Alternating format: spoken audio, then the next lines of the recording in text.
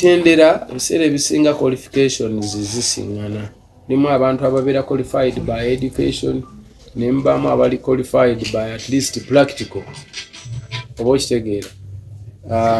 N'engeri gye weeyisaamu character also matters and also knowledge in different aspects, because I'm one of the most creative human beings on earth. I've najja mu industry discovering a problem in Uganda. Natunuulira abantu abali bansinga by then, netunuulira strong points zaabwe, what made them who they are. I appreciated it.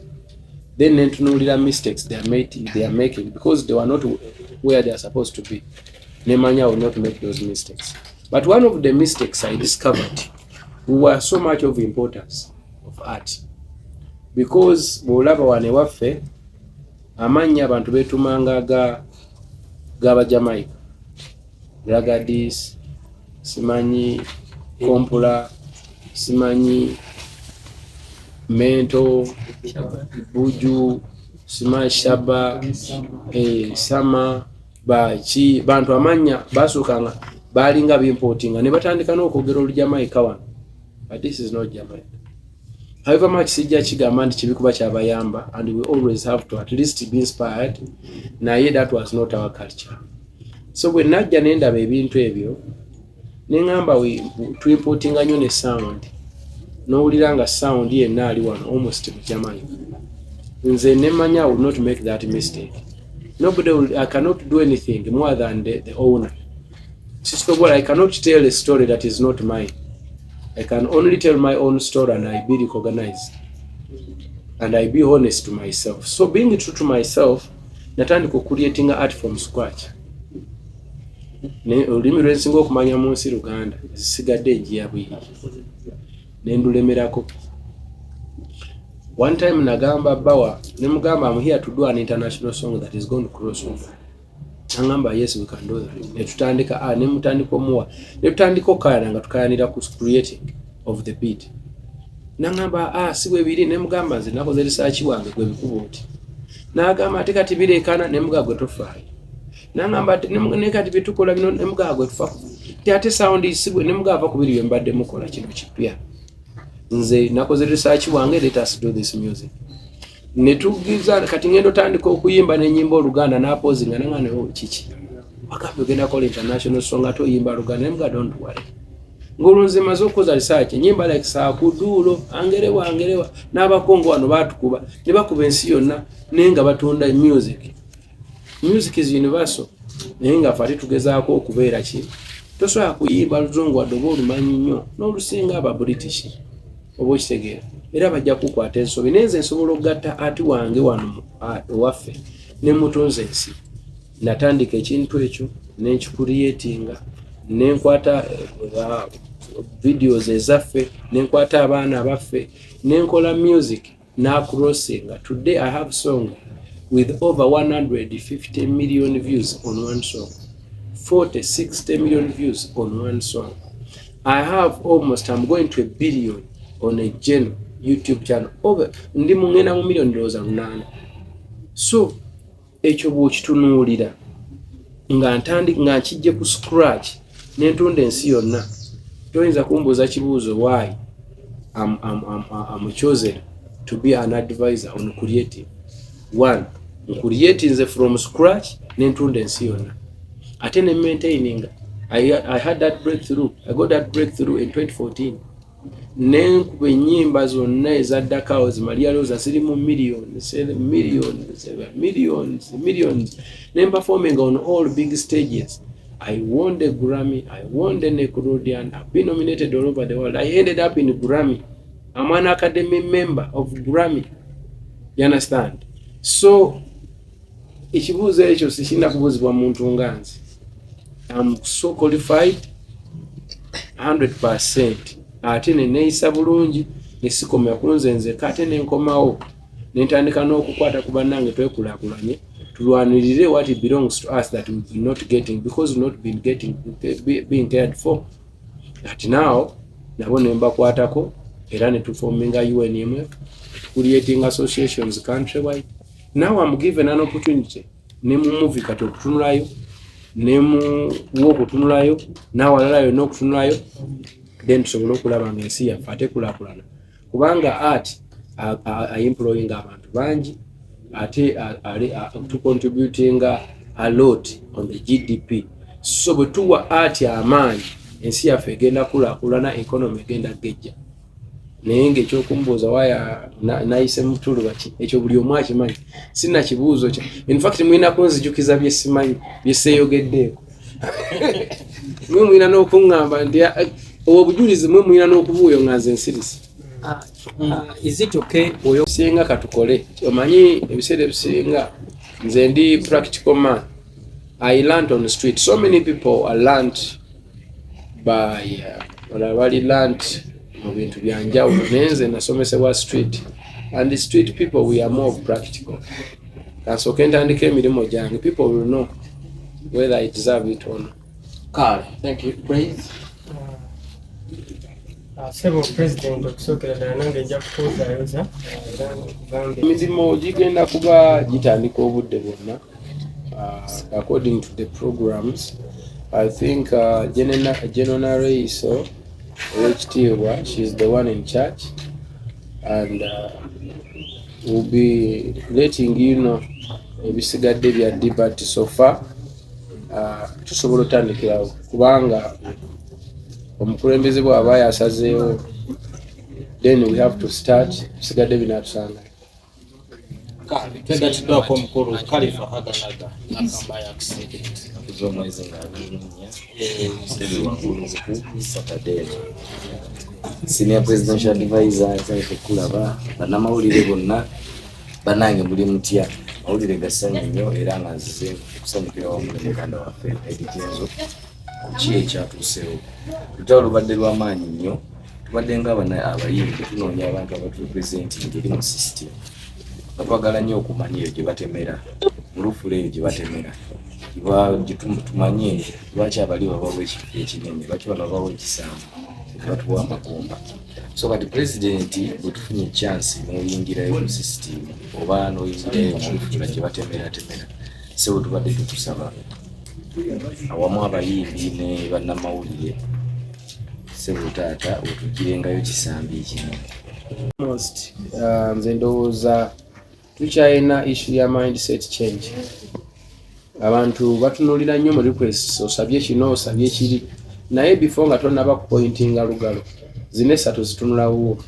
Ekibuuzo kiri nti ffe tuteri batereevu, tewaliwo mistakes zonna ze tukola okulaba nti kubanga like for example okuva lwe twatandika ne tutuula wano ne tutandika okwekuŋŋaanya, buli omu n'aleeta ebirowoozo bye, tusobodde okufuna amagezi mangi agatutuusiza ne we tutuuse. Ebiseera ebisinga bingi abantu bagendanga ewa president, abadde nga hostinga abayimbi bangi, waliwo Zidine Munyonyi, waliwo simanyi bagenda tubuulidde tuzenga tubiwulira, nali nga sigenderako nenga tuwulira nti babadde mu set house bakoze bati, naye ng'omuntu ayimusa omukono n'agamba muzeeyi nze nyina enkoko, oli n'ayimusa n'agamba nze na distributing t-shirt za gundi nalukolongo, n'agamba nti ate kati nze nyina abavubuka b'emu ghetto, olina nenga ate tulina ebyokuteeseza industry oba okitegeera. So awo ndowooza naffe twakolangamu ensobi. So ng'abantu baalinga bwe bamutuuka mu maaso bamulemerako nti copyright muzeeyi, okitegeera, ne bamugamba nti muzeeyi we are manipulated by the people of telecoms. They are not paying CRBTs well. Our CMO is not working. We have a problem with the policy makers because we pay a lot to hold events. Tusasula NEMA, tusasula council, tusasula LCs, tusasula simanyi bishi, and at the end of the day even you gundi nejja revenue nayo nesaba 18%. Ate nga tusasudde ne police, ate nga tusasudde, that is double taxation, in fact triple or something. Ebyo nange ensonga tebazikwatako nenga buli omu ayisawo kitwalayo mu maaso. Ebyo ebintu nze ndowooza eyo nsobi byebimu ku bitulina okutandikirako. How do we sit down and compose ourselves and we start thinking for the better, both long term and short term and long term plans. Oba okitegeera okusobola okuba nti nno tetweyerwirira makubo ffekka, wabula tukola amakubo twerula amakubo agagenda okuyamba ffe n'abaana abalijja. We need to work on the system, and there is no way we can work on the systems without knowledge. So we are going to start with the mindset change programs ngaffe tusooke tumanye what do we have to do okutuuka n'okufuna bitulina okufuna. Then from there netutandika ku request. Of course waliwo ebitalinda nga copyright n'ebirala bingi tugenda bikwatako. Naye nze ndowooza bwe tusooka ffe abaliwo ne tusooka ne tweyozaamuko ku bwongo ne tumanya ekyokukola, and then we start with skilling centers. Talent skilling centers, it's very important. Tutandika okufuna amasomero agaabo bannabitone abayitirivu oba okitegeera. Tufune amasomero abaana bangule, then from there tulaba ati bwe tutandikira. Naye of course emirimu mingi egy'okukola kubanga nze ndowooza it is better late than never. Naye nze ndowooza bingi nnyo badde byetaagisa nammwe nga bwe mulaba abavubuka bangi na tubadde nga tetufiiringa included in so many sectors. Okyera bonna abaana abali innovative abali ki namwe mwennyini ab'amawulire muli owulira waliwo akabulamu. Nze ndowooza kati tutandise okuba nga tukola ki naffe tufiirwako tutandise okuwulira nga tuyingirayo. It's the right time okulaba nga at least tutereeza. It's not so fast, it's not so late. Tuli awo in the middle. Let us try to use this time wisely. Otherwise tutandikirawo wangi. You matter. Lwaki okkiriza oli abe nga yalina okubuulira ekyokukola all the time naye nga naawe ekyokukola okimanyi? Yo Uganda tugireseewa bwebanga buli omu agenda kusika zeeri.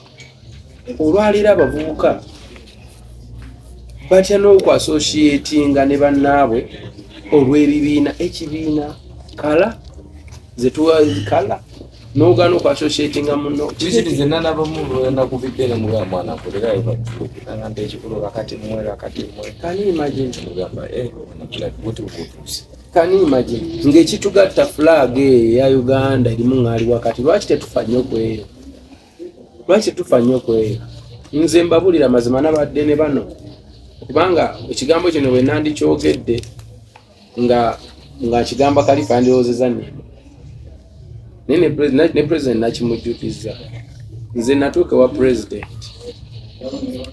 naŋŋamba ofaaki lwaki oyonoona ensi yo? Muzibu ky'okuzimba abavubuka banno obabulire baagale ensi yaabwe bagigatteko. Kati gwe ssebo oyimba nnyimba zibalaga nti mbi naga okakasa Uganda mbi ne mugamba twakukoowa mu maaso g'abajjeno abaali beetoolodde ku mmeeza mu maaso ne mugaa twakukoowa. Naye sika bw'ati n'agamba mwankoowa. Nze asula wabweru ng'enkuba empewo efuuwa omusana bwe gujja gunzigwerako mmwe ne mwebaka ne mulya ne munywa ne muzaala. Nasanga wano abantu emiliyoni 13 nga nzija kati muli miliyoni 4. Senga mbanga mwankoowa nze abakuzizza. Waliwo bapulezidenti wano nga bamalako myezi. Kyogamba dduka oyo gwe nabawonya okuba nti ntaddewo resistance nammwe mukule. Temumulaba mwankoowa naga kati gwandibadde n'ennyimba ezo pulira otambudde amawanga owangudde awaadi nali mutwalidde z'awaadi. Naŋŋamba eyo wandigiwangudde ddi ng'oli mu kampu z'ababundabunda. Naŋŋamba mwankoowa I looked a fool ne muga nsaba kunsonyiwa ekitiibwa. Manze najja ndi furious nnyo. Awo wennyini nalabika ng'omusiru ne ntandika okumwetondera ne kuba nagamba yajja miliyoni 13 tuli 4 nange kennyini mwensobodde okukolera lwaki sisooka n'ensiima ekyo. Naŋŋamba sooka olindeko okulaba weakness yange, sooka olabe ne strong points zange. Bw'omala okulaba strong points zange oza appreciating, then tutandika okutesa ku weakness zange tusiterereze wamu kuba nawe oli Munnayuganda. N'akwata pen yalina maaka n'atandika okundaga ku lubawo n'asomesa Uganda weevudde ne weetuuse. Nagenda okumaliriza nga nze sikyalina na bigambo nga kati alina ate okumbuulira ekyokukola. Namaliriza mugambe mukama wange nsaba guidance. So nakimugambye nga ne bano we bali bonna abayimbi badde bangi okukimujjukiza yaŋŋamba ekigambo ekimunanga olabe bw'olabanga ng'omwana waliwo omuntu amwagala ennyo okusinga nnyina manya ayagala kumulya eri aliyagala Uganda kusinga nze Museveni oba gwe oba munnayuganda yenna ali yaffe webatuzaalidde webagenda otuziika omuntu yenna aliva eri ebweru akuwa amagezi mbw ajagala nnyo tusinga aba alimba badde nsaba twegatte nammwe tukulaakulanye Uganda ensobi zange munyambeko tuzitereeze tutambuze eggwanga okuva olwo yabayinga omutima gwange kuba nayogerera ekigambo ekyo nti twakukowa mu State House nga ne bajjeno bonna we bali abalina abakulira zi balance tebankuba tebansiba wabula bansomesa nenvaayo nga nzikakanyera okuva lwe navaayo mwalaba nakyuka ebigambo nabikendeeza ng'ate kwotadde n'example ze nalaba mu baganda bange engeri gye beeyisaamu engeri gye bampisaamu neŋŋamba omuntu yenna waba akwagadde nawe mwagale ekyokubiri nayiga nti nina ogatta ku nsi yange neneegatta kwabo abavubuka abali eyo abansooka okumanya ebintu bino so oyo nze omu kwabo bannange abali willing okukkiriza nti we can agree to disagree tusobola okukkirizaganya mu njawukana nti gwe oli ono oli kiri oli musiraamu oli mukristaayo oli muki oli muki but si tusobola okubaako n'ekitugatta eggwanga ate abantu bano eno just kupretendinga naye banywa bonna bbiri kibe wala ekiro ne bakola kiri bifuula serious tubasanga amabala abali bano ne bayayana ate okubongako kitegeera so just waliwo abantu abakifunamu naye nga kino buli omu tekikugaana kubanga eno ensi Uganda mu 1995 baateekawo enkola y'ebibiina nekkirizibwa ebibiina ebyenjawulo okugabana obuyinza oba ekibiina ekimu bwe kiba kisinziza amaanyi ekikulembera kiri mu constitution ebibiina ebirala okukola ki okubaawo oli wa DP kirabe nga mukaire oli wa maani oli wa Sena oli waki ebyo bimala buli omu atabuuza obuki obulamu bwe okitegeera kalifa ogenda kunjawa eno Uganda ninamu kaki kugamba apuntige kalemezaako bigiteeta okitegeera sinze muntu mutuufu nebona atake ng'omulimu gwange sinze muntu kuki ate kiringa obeera n'omulwadde yes we want change you want change maybe we need change naye oba olina omwana wo nga muto agenda asoma busawo naye olina omulwadde essaawa zino mulwadde wa kansa abasawo abaliwo yesi tobeesiga si batuufu kati kyogenda okukola ogenda linda omwana w'amala okusoma ku yunivasite ng'owerera ajjajjanjaba omulwadde gwolina oba okolagana n'abasawo abaliwo n'obudagala obukola ki nga time bwetambula paka omwana wo bw'anaakola ki so bwe kirina okuba buli omu ayambe nitutambule n'abantu baffe kubanga at the end of the day president oba akyuse ngenda sigala nekyaliwo ngenda kusigala awo nekyaliwange kitegeera so buli omu azanyire gyakola ki gyazanyira kubanga Uganda constitution kikkirizibwa buli omu okubeerenga kyakola ki kyengeza kugamba nti mwebyo toyinaamu wadde namukono toyinaamu wadde na interest obula interest pozi nga Uganda gwe bale togirinda politics bonna abaagala okuzanya ebyobufuzi byabwe babitambuliza ku mulimo gwaffe kubanga ffe tulina audience bamanyi nti abantu batugoberera bamanyi nti abantu batwagala ffe tuli ba messenger b'abantu bonna mu byokusanyuka mu byaki kati always batutaddengawo nga tulinga ekyokuzanyirako so olwaleero tetusobola kwesibira mu mayumba olw'ekyo tuba tulina okuvaayo netukiipinga nga tutambula regardless mulimu gwaffe ffe kino kyetumanyi nze naakamala mu creative art ono ebbanga ndowooza kati nze ngamba lya myaka nga 18 kubanga bantegeera 2008 naye nga nali era ntubye emyaka nga 2 awo ate egyo emyaka egyo nagye nagitoba njiga mulimu era nga ndikodingira nga obuyimba mba nabwo oba okitegeera kakati wano ebbanga lino limaze wano kati bino babitte bwe babitta nzireyo buto biveeko ngende mu byesimanyi ye ati katonda yamumpa ye tamanyi ye siina impact gye ntaddewo kakati abantu baje babifiise nange nsirike nzinga omukira nguteeke emabe ekyange kife ng'ekyoli kiyitawo kubanga bonna bawulira batukuba bayiseewo ki era buli amala okujere ng'agamba naye londa oli buli amala okuvuma ng'agamba londa nze buli amala okukuba ng'agamba so basika bazza waabwe naffe katusikeko nga tuzze ewaffe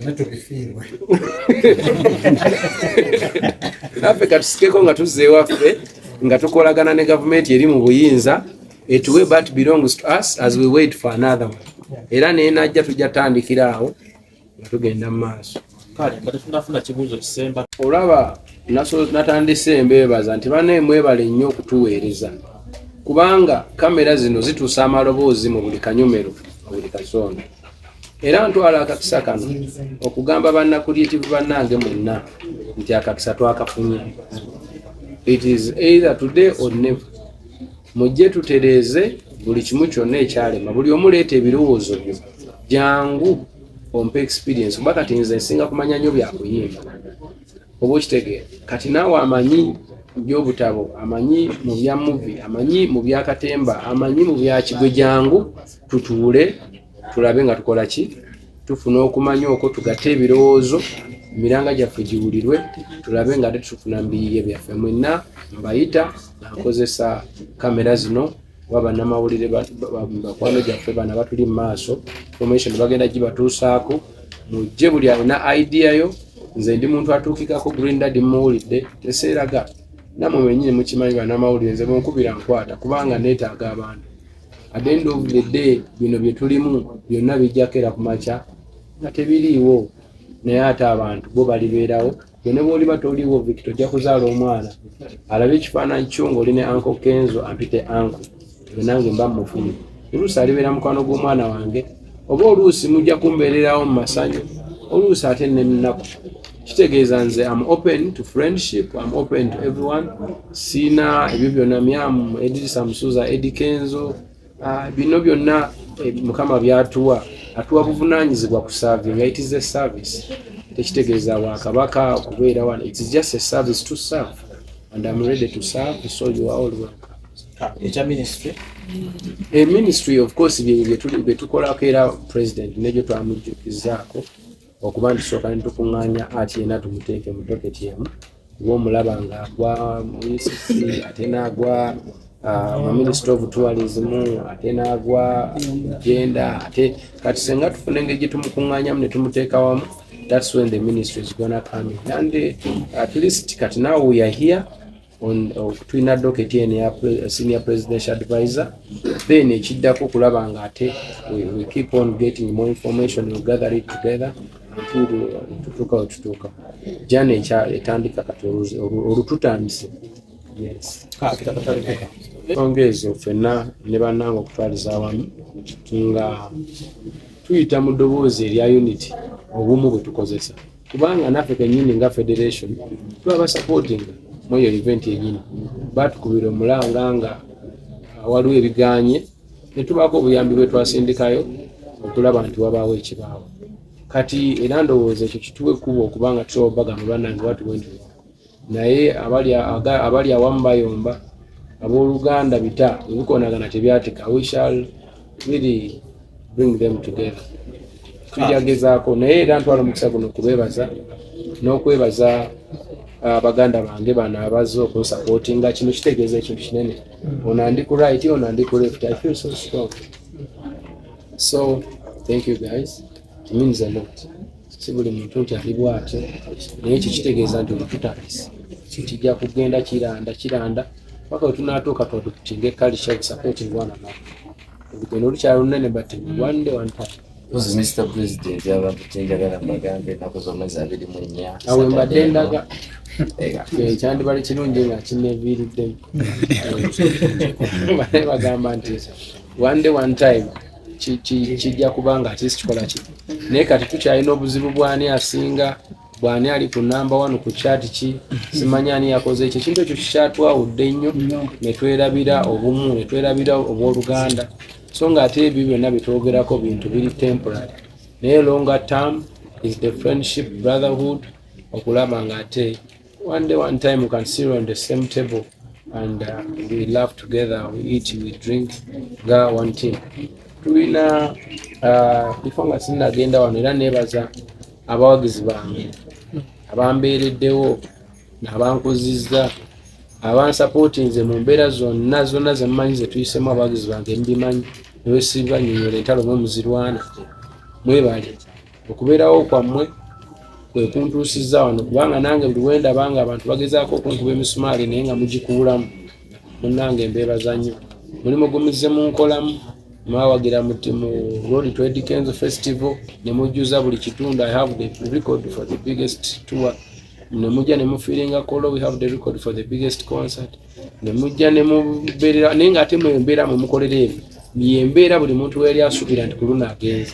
Banne mwebale mwe mumpadde strength okubanga ntuuka wano n'emikono gyange nga Khalifa n'abalala bonna abayimbi abo ba creators bannamawulire omulimu gwe munkozeemu bakwano bange bangi nnyo bagezaako okunvaamu naye mwe ne musigalawo mwe muleese okulaba nti olwatusobola okufuna the first ever senior presidential advisor on creative. Now sembayo kya kulaba nti ffenna tuwagira Khalifa Aganagona Toye is a hustler. Y'omu ku ba victim ba political wave. Naye oba standinzeewo nga waali omuntu yenna ng'oli hustler, respecting a hustle and hustlers, you know what it means to stand strong in such a big storm. I respect hustlers and I love hustlers because I'm one of them. I respect Khalifa and Grindad and all hustlers out there. It's not easy to penetrate in the fire. So let us breathe and support our brother because he deserves it. Naye change of color through the federation tujagulayo table assist abantu nga